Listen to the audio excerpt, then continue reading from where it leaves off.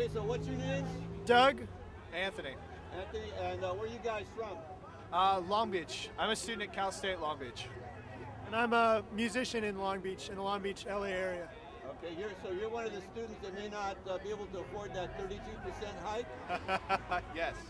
Yeah, I am one of those. I'm at the Cal State, so the 30% hike already happened. But yeah. Are you going to be able to afford it? Just barely. So it's going to make life a lot tougher for you. Absolutely, as it does for everybody. Do you think all this money going to the war could have kept your tuition down? There's a definite possibility.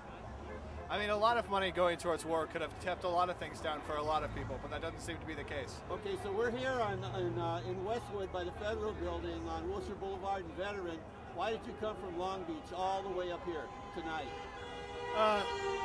To protest the escalation of the Afghanistan war, the addition of 30,000 new American troops at the cost of $1 million per troop per year. Money that could be spent on health care, on creating jobs, on fixing the infrastructure of the country, that could not be spent on dropping bombs on villages in between Afghanistan and Pakistan. Did you vote for Barack Obama? I did. And how do you feel about your vote now? I'm saddened by it. I honestly sort of expected it since he has been talking about this the whole time. So that's why we're out here and have been protesting against what is an immoral act on the part of the United States. So you guys are students. What's your message to students across the country? Get out there and do this more often. There's far too much complacency within the college system in general right now. There's a lot of students talking. There's no one really doing much. I mean, there aren't enough students out here tonight. I haven't seen too many. So there's been a great response of UC students protesting against the fee increases. Get out here too. Okay. Which was anything but inspiring.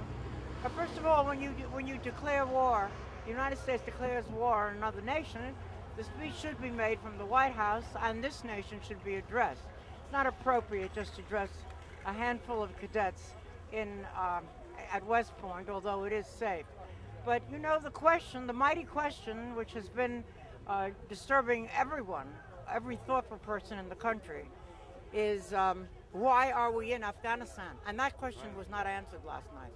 Some of the things that the president said were real non sequiturs, and they bordered on being absurd. Do we really believe that this broken, poverty-stricken country is a danger to us when there are less than 100 Al-Qaeda left in the country? Of course we don't. So we are sending 30,000 troops to do what? We are very uncomfortable about this.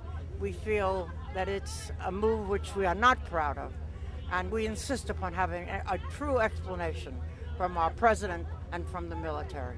Now, you're Lila Garrett of the Connect the Dots radio program on KPFK Radio, right? That's correct. That's who I am. I'm Lila Garrett, and I have a show called Connect the Dots on KPFK Radio, 90.7 FM.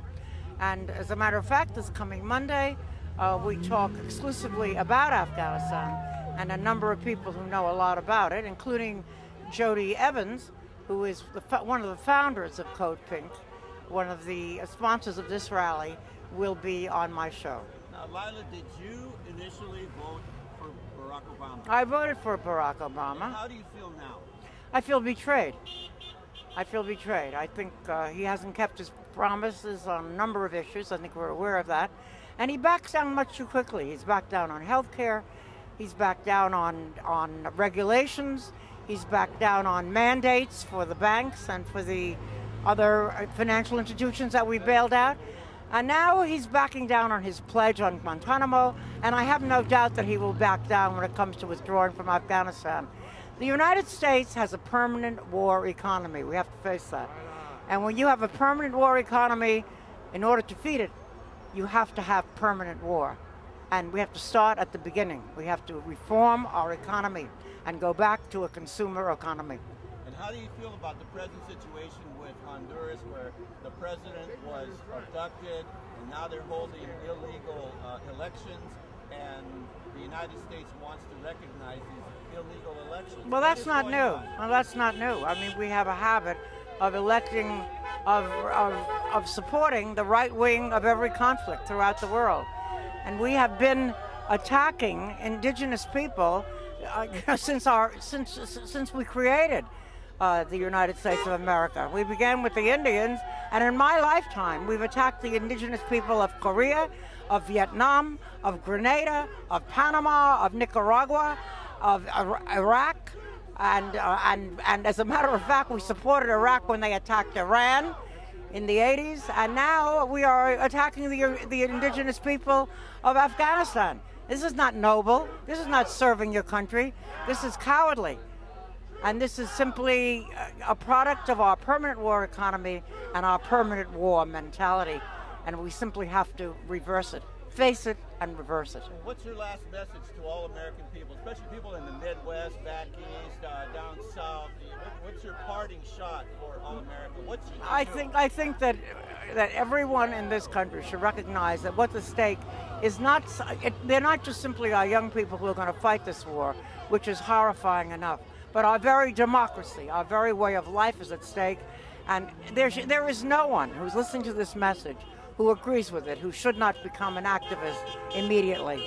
Not just to call your representative, which you should do, but to join every rally that you can and to be as active as you possibly can. It's the only way to stop the war. We know from Vietnam, we know from Korea, we know from experience.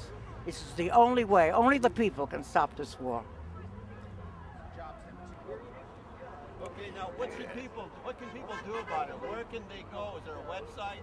Well, first of all, there are all kinds of blogs that you can go on, but you should go to kpfk.org. They list these blogs, and they tell you what shows you can listen to. And on all of our shows, we tell you where to go on, where to log on. You should certainly log on to Code Pink. And Code Pink is one of the people who's organized this rally.